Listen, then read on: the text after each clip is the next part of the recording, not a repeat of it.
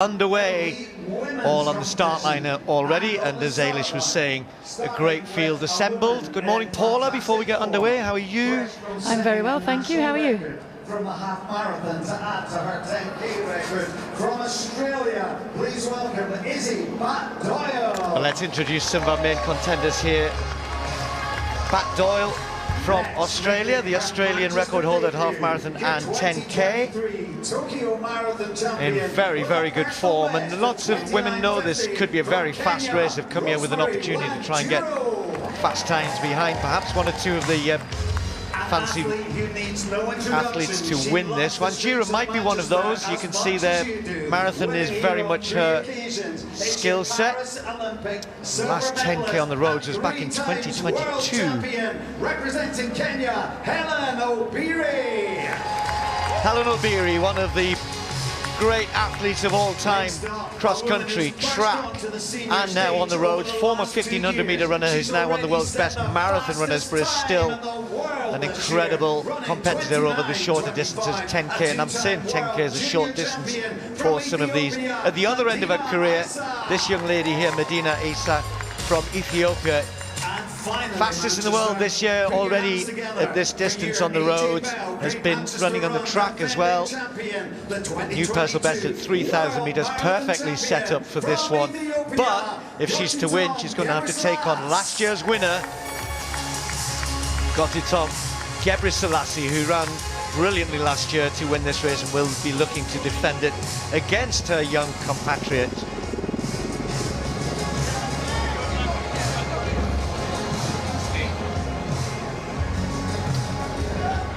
Slight change to the first kilometre or so from what we've had in recent years, but we're all very hopeful of a very fast race here.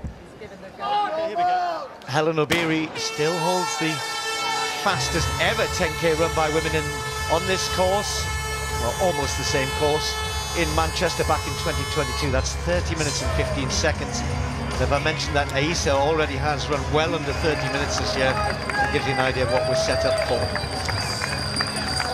No pacemakers, of course, Paula, on the roads. Well, we can have in marathons, obviously, but tend not to in the 10Ks. But certainly 3 or 4 women here. We know that Obiri recently ran the Boston Marathon. 1 or 2 others were in London. Might still have that in their legs. But it's set up for what could be a quick race this year. Yeah, I think we've got a really intriguing mix of runners here, and it's exciting to see how they come together and race over this shorter distance of 10K. Helen, as you mentioned, was very, very close to winning and ran very quickly 2:17 in Boston, but that is only just under 4 weeks ago, and only 3 weeks recovery for Vivian Chariot, who's bouncing back from the London Marathon. And then you've got young Isa, who is running so impressively over that kind of middle distances from 5,000 up to 10,000 meters, and seems happy at this point for it to be Helen at the front pushing it on. Not really any surprise there. She knows she won't have that change of pace in her legs yet return fully after the marathons. It will be when they make that turn to head back towards this finish area from Old Trafford that they will feel that wind. It was more sheltered in amongst the buildings as well. I think the no would have been down on the canal, and hopefully it's dropping through the day. Well, they've gone off at a pretty good pace, so 3:06 wouldn't be good enough if they stayed right on that sort of pace all the way run. But in fact, quite a few athletes are going to be using Gifu as their kind of training camp, holding camp, before they go to the World Championships this year in Tokyo. But looks as though, Paula, that little surge, she's decided to back off, although she made that second kilometre a little quicker, 3:05. Yeah, I don't think she really raised that as much as she looked like she was doing and looked like she intended to do, and perhaps that's why we've seen Isabel Bat Doyle of Australia move through to the front. She is the Australian record holder. Probably might have expected some of the women here to go off a little bit quicker, and that she would kind of get pulled through to a quicker time today, but is ending just 1 or 2 gaps starting to appear. What I was going to ask you, Paula, the difference is, you know, when let's say take someone like Dominique Scott or Verity Ockenden, if the pace is nice and steady and you run a good time, the difference is that the likes of Obiri, the likes of Gebre Selassie, certainly the likes of Asa, can absolutely explode over the last 3 or 4 kilometres. They can lift the pace in the way that perhaps others can't. Yeah, and I think that's the key difference. So the pace that they're running at now is between 30:50 and 31-minute pace, which is why Alex has found herself stranded kind of between the packs, because she was feeling that that second pack was not going quick enough and this one was going too fast for her to commit to. And for the likes of Hellen Obiri and certainly for Medina Issa and Gebre Selassie, they can really change pace quickly. So they can surge within that, and that will make the same pace much harder than were it to be carried on running evenly. So running from this pace and then throwing in a 3 minutes or faster kilometre split will do a lot of damage to that pack, and you might see the likes of Dominique Scott, Verity Ockenden, just letting them do what... Lead group has Hellen Obiri, Wanjiru there, Gebre Selassie, Asa, the pre-race favourite, Dominique Scott, you can see, Bat Doyle from Australia, Vivian Chariot as well.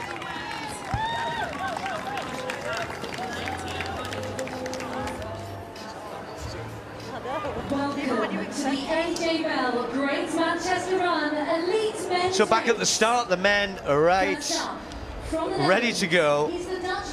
And again, another good field again, which contains our defending champion. Come on to him in a second.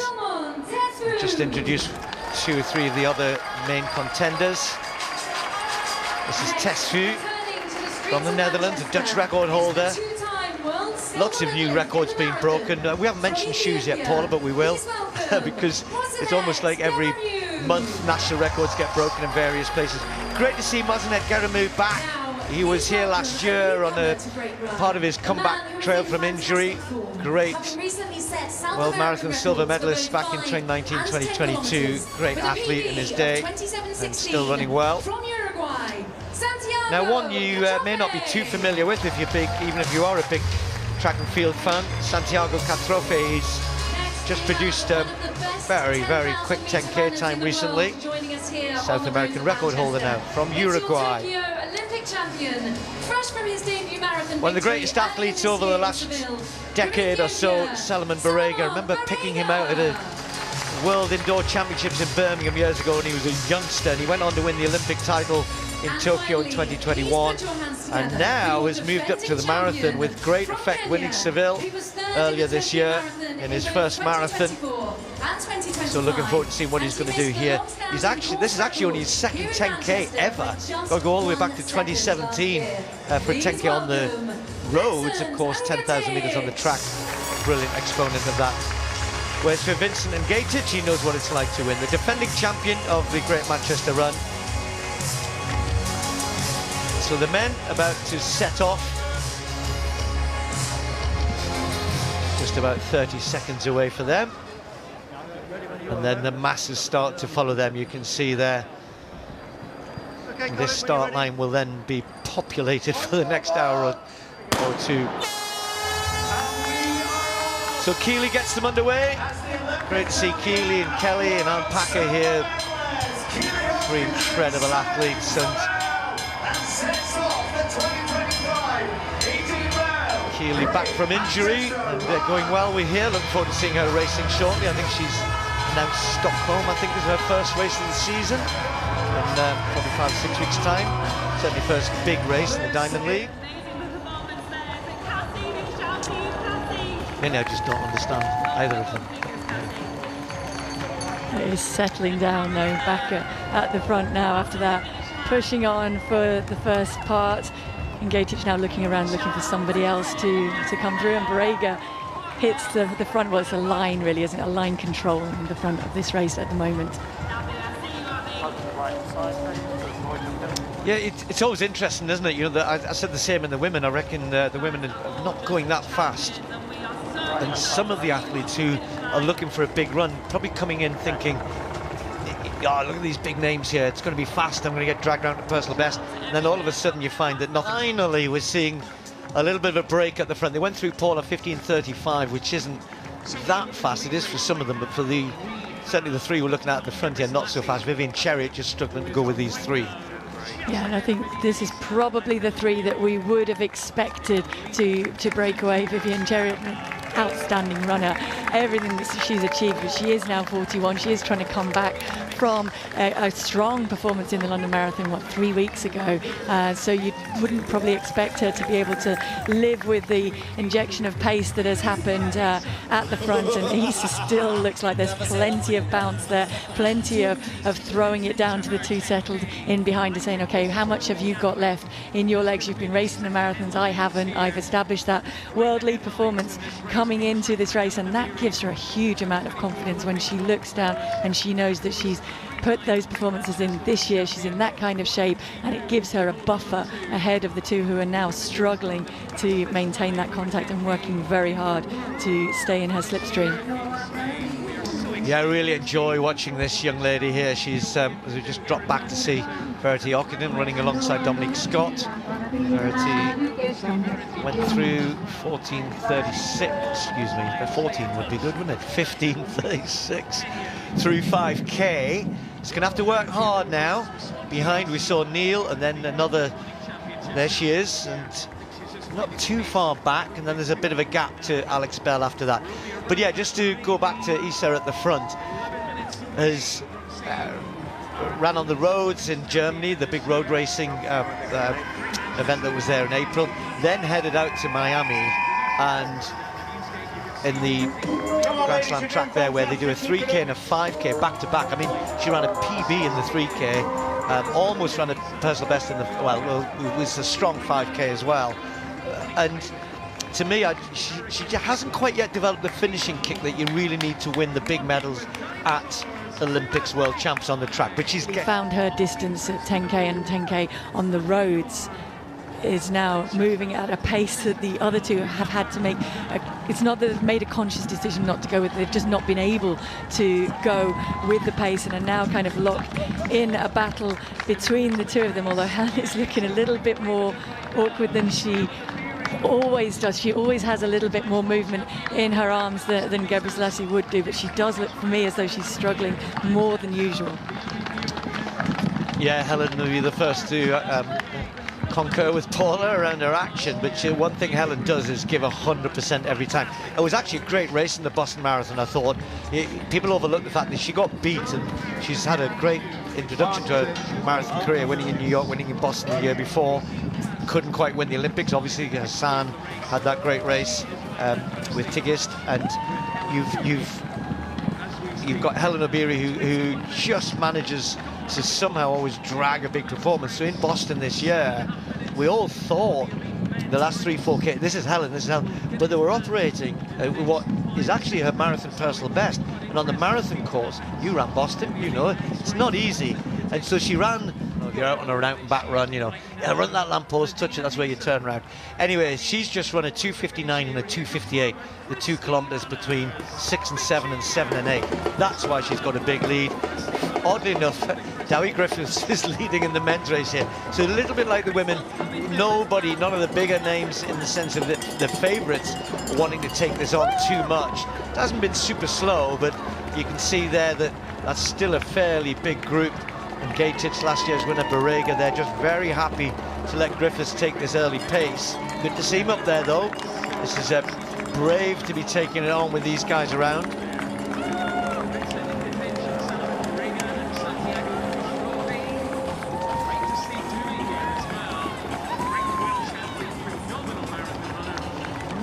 Just up that little rise.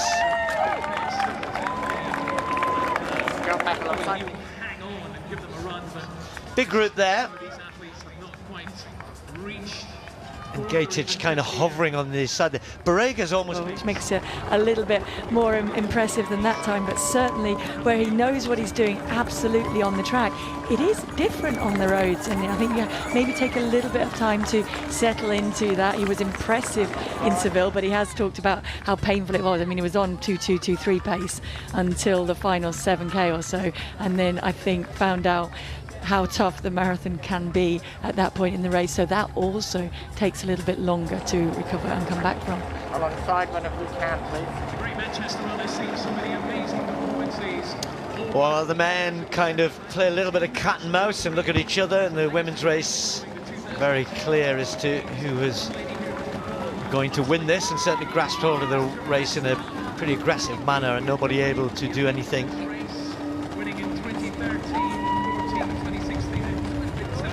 Guys, good pace. I mean, you can't say it's slow, but the pace completely changed in the women's race as soon as Medina Isa decided to go at the front. As I mentioned, ran a 2:59, then a 2:58. And we said, Paul, early on, when you're in the middle of your track career, you've got that ability to do that, haven't you, on the roads? When it's running 3.5s, 3.6s feels easy, but you can just lift in a way that others can't. Yeah, and I think that there's two factors to that. There's the fact that she knows that she can do that, and she knows how easy that felt lifting it like that. And then once she's away, she can kind of risk a little bit more in terms of pushing harder to go after times. But for the others as well, when they know that their personal best is 45 seconds or so slower, then it's harder for them to commit to be able to go with that, because they know that when that pace and that hammer goes down, it's going to hurt, and it's better to concentrate on running their own pace and maintaining that and keeping something alive for this battle here for second and third. Yeah, this is the battle for second and third. I can tell you a little further back as well that Louise Neal has now passed Verity Ockenden, who's Neal is now one of the world's best, has got so many options. She's a nice looking runner as well, Paula. You know, for the road, she's got a good action as well.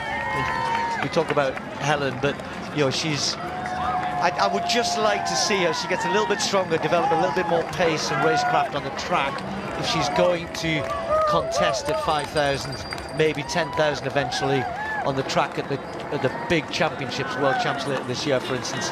She just needs to have that in her locker as well. Yeah, she does. She's very much still learning that trade, perhaps because she was so much better than the others at junior level, so she hasn't had to really learn the tactics of putting herself in the right position and really judging those races.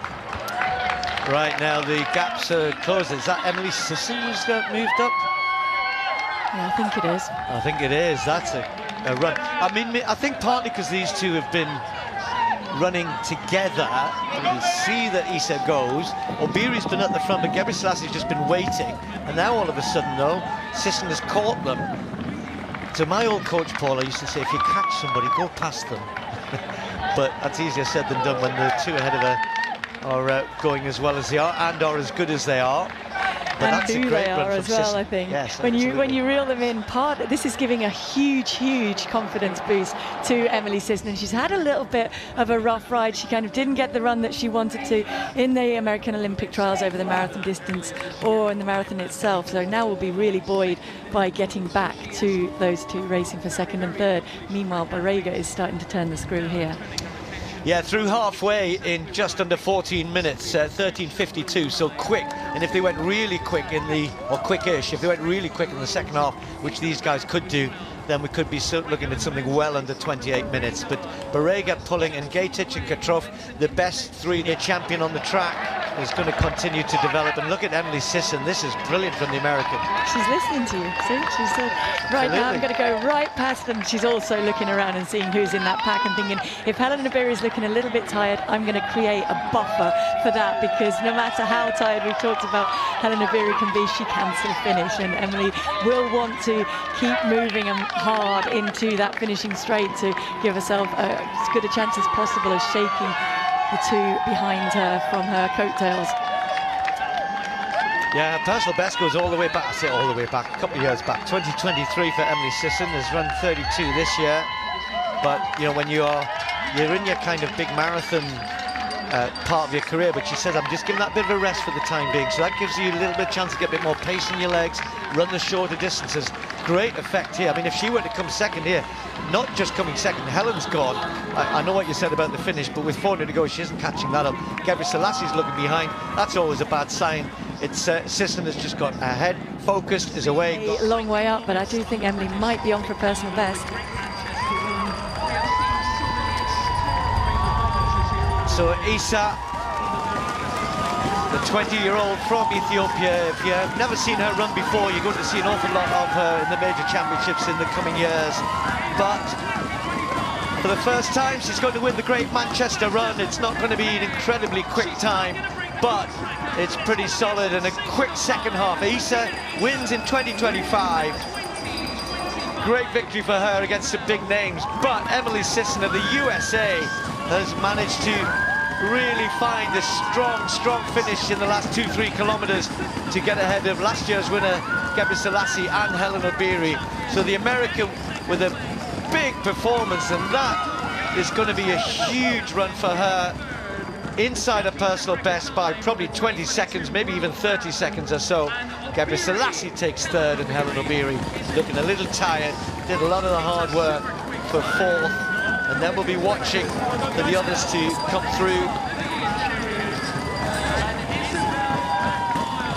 Matt Doyle, the Australian, I can see Amy Eloise Neal almost running down Vivian Chariot here. Vivian Chariot will be coming in next, and then Neal with a pretty good run there, around about 31.5 minutes, just outside her. South African, isn't she? Should know, I know her really well. Getting my Antipodean countries mixed up a little bit. Anyway, and Gatic, Barega, Katrofe. Help me with my pronunciation here, Paula, because I haven't commentated on him before. And is it Katrofe? Spanish is the one I don't have. Katrofe, maybe? I don't know. Well, whatever, he's running very, very well. Looks comfortable, doesn't he? I just, you know, these three were expected. They're in great form in different ways. And Gatic, last year's winner, and hoping to do something similar to what he did last year, where he ran away in the second half. But it's Barega, you know, I've always enjoyed watching Barega. I think he's a great athlete. The Olympic Games didn't go his way, didn't defend his title in the way he would have liked. Of cat and mouse here. I'm not sure Katrofe wants to be at the front. He's kind of drifted his way through. He's gesturing for Barega to come by. This is a real race now. They don't care about the time. They care about getting it right and making a big move when it counts the most and when it's going to hurt the other two the most.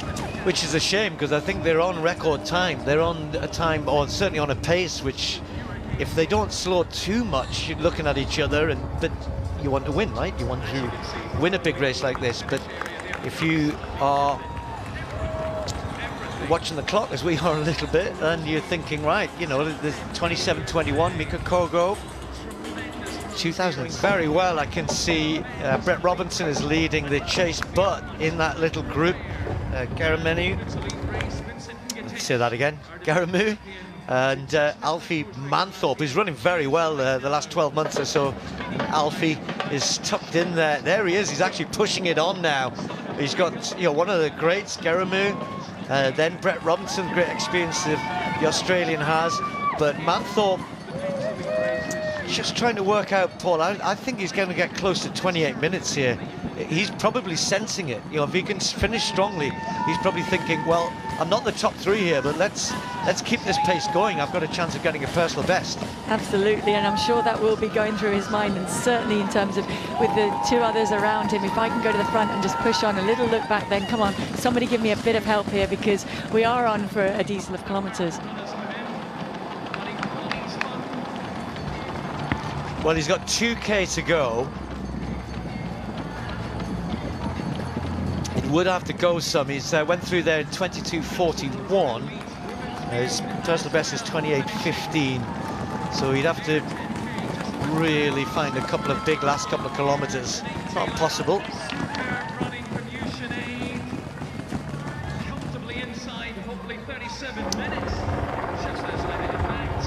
So what do we see here, Paula? There's Gatic and Barega.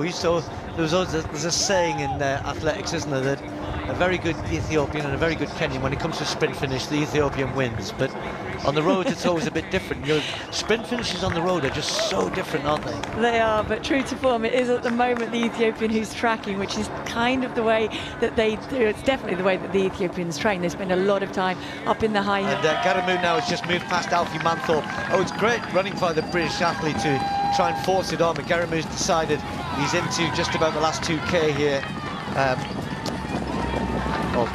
9K it'll be very, very soon. So he's pulled himself away into fourth. Incidentally, just taking a lead from the women's race, Aisa ran 15:07 for the second half compared to 15:35 for the first half. think we're seeing something similar in the men's here. Really have picked it up, these three.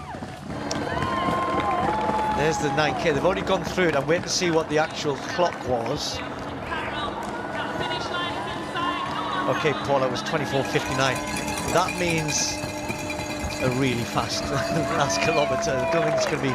They needed to be about 6 or 7 seconds quicker if they were to get the course record. Yeah, I think if he was on a track and he was really fresh coming into it, Borrega might be able to do that. But now doing his legs on the road, and although he's just pipped on the line there, he's still saving something, and this is better for him as they get closer and closer to that finish line. And he was very close to Jimmy Glacier, the Frenchman, and look, he's the only one to try and cover here. And Gatic has got nothing. Borrega's gone early here, very early. Now, if Catrot could just hang on to him, struggling to, that's a big burst of speed, as we'd expect from Borrega. Is it good enough? Looks as though it's going to be. Is it too early? I doubt it. He's strong enough to keep this going. He can smell the finish line just about. The crowd's developing. He's passing folks who were in the half marathon under the bridge, and now we'll be able to see the Finnish gantry just ahead of him. So, Salomon Borrega, Olympic champion from 2021 in Tokyo, moved onto the roads in fine style. This is the first time we've seen him here in Manchester, only his second ever 10 kilometres on the roads, looking to have a new part of his career where he looks to dominate if he can. 10K, half marathon, marathon even, who knows, but this time he'll be absolutely delighted to win the Great Manchester Run 2025. Salomon Borrega is a champion. The Uruguayan pushed him all the way across the line in second place. They're around about 27:50 or something, the winning time. Just a little bit of cat and mouse over the last 3 or 4 kilometres.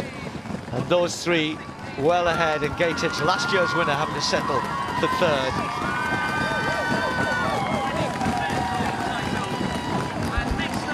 Alfie Manthorpe has really chased hard for Geramu, but Geramu just responds, finds a little bit of speed from years gone by.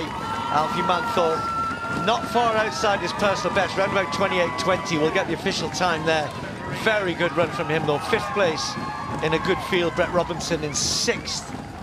Finished that last 400 metres really, really quickly.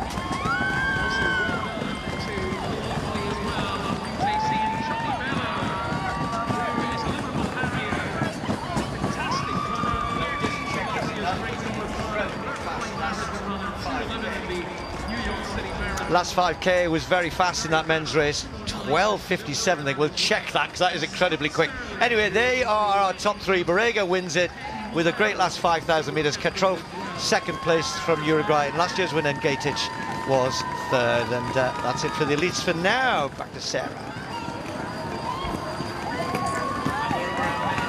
2 brilliant elite races.